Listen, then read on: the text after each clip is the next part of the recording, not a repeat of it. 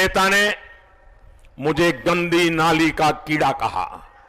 भारत की राजनीति रुक नहीं रही है, वो असीमित है। ये हमारे चरित्र पे बोल रहे थे, हमारे पॉलिसी पे नहीं बोल। नमस्कार दोस्तों, देश दुनिया की बड़ी और अहम खबरों के साथ हम फिर हाजिर हैं। यहां आपको मिलती है सच्ची अपडेट बिना फालतू बातों के। नजर डालते हैं आज की सबसे पहली और बड़ी खबर पर। दोस्तों, आम आदमी पार्टी के नेता संजय सिंह ने बीजेपी पर नफरत की राजनीति करने का गंभीर आरोप लगाया है। उन्होंने कहा कि देश में लगातार समाज को बांटने की कोशिश हो रही है। कभी हिंदुओं को मुसलमानों से लड़ाया जाता है तो कभी मुसलमानों को सिखों से।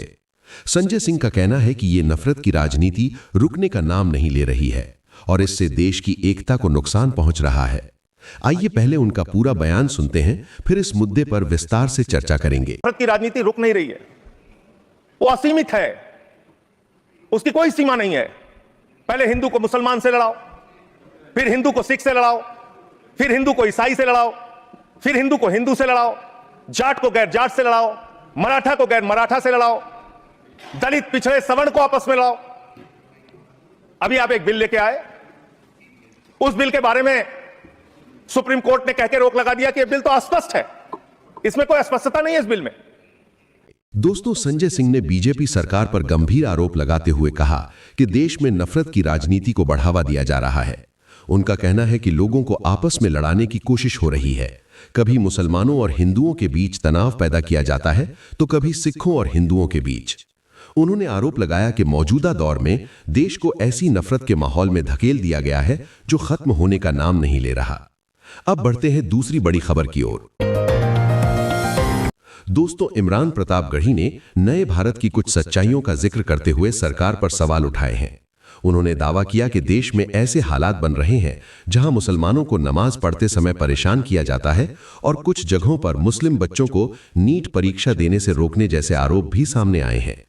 आइए पहले उनका बयान सुनते हैं, फिर इस पूरे मुद्दे पर विस्तार से चर्चा करेंगे। ये नया भारत है जहां असम का चीफ मिनिस्टर खुलेआम संवैधानिक प्रोटोकॉल तोड़कर कहता है कि मुसलमानों को इतना टॉर्चर करो कि वो राज्य छोड़ने पर मजबूर हो जाएं। वो कहता है कि अगर कोई मियां रिक्शा वाला 5 रुपए मांगो तो उसे 4 रुपए दो ताकि वो परेशान हो सके। ये नया भारत है जहां बरेली में खाली घर में नमाज पढ़ने पर पुलिस मुकदमा दर्ज करती है। ये नया भारत है जहां क्रिसमस की तैयारी करते हुए ईसाइयों पर सरकार मुकदमा दर्ज करती है। ये नया भारत है जहां जम्मू कश्मीर में नीट का एग्जाम क्वालिफाई करने वाले 50 बच्चों में अगर 42 मुसलमान होते हैं तो फिर मेडिकल कॉलेज की मान्यता ही रद्द होती है और जश्न मनाया जाता है। दोस्तों, सवाल यह है कि आज देश किस मोड़ पर आकर खड़ा हो गया है। आरोप लगाए जा रहे हैं कि मौजूदा माहौल में नफरत की बातें ज्यादा सुनाई दे रही हैं और समाज में दूरी बढ़ती जा रही है। कई लोग कहते हैं कि कभी ऐसा दौर था जब हिंदू मुसलमान साथ बैठकर खाते पीते थे और आपसी भाईचारा दिखाई देता था, लेकिन अब चर्चा का केंद्र धर्म और पहचान की राजनीति बनती जा रही है।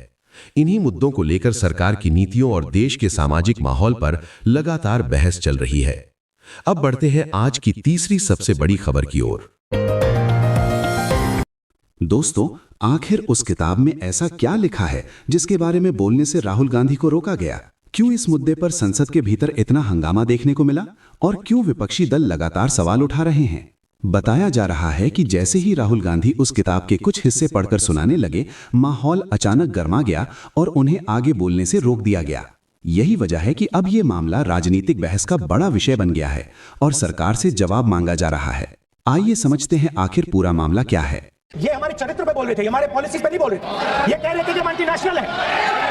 मैंने कहा कि मैं किताब को नहीं कोट कर रहा हूं, मैं अब मैगजीन को कोट कर रहा हूं। उसके बाद आपने कहा कि मैं मैगजीन को कोट नहीं कर सकता। उसके बाद मैंने कहा ठीक है, मैं चाइना और हिंदुस्तान के बीच में जो रिश्ता है, जो लड़ाई है, उसके बारे में कुछ बोलना चाहता हूं। आपने मुझे बोला कि आप नहीं बोल सकते हैं, नियम है। आप मुझे बताइए, हिंदुस्तान और चाइना के रिलेशनशिप पर ना बोलना कौन सा नियम है? विषय पर राष्ट्रपति अभिभाषण में जो विषय तथ्य हैं, नहीं, जो विषय तथ्य हैं उसमें कहीं भी भारत और चाइना का कोई विषय बिंदु नहीं है। क्या मतलब हम कोई ना पाकिस्तान पे बोल सकते हैं, ना चाइना पे बोल सकते हैं, ना किसी और देश पे बोल सकते हैं? ये क्या बात है सर?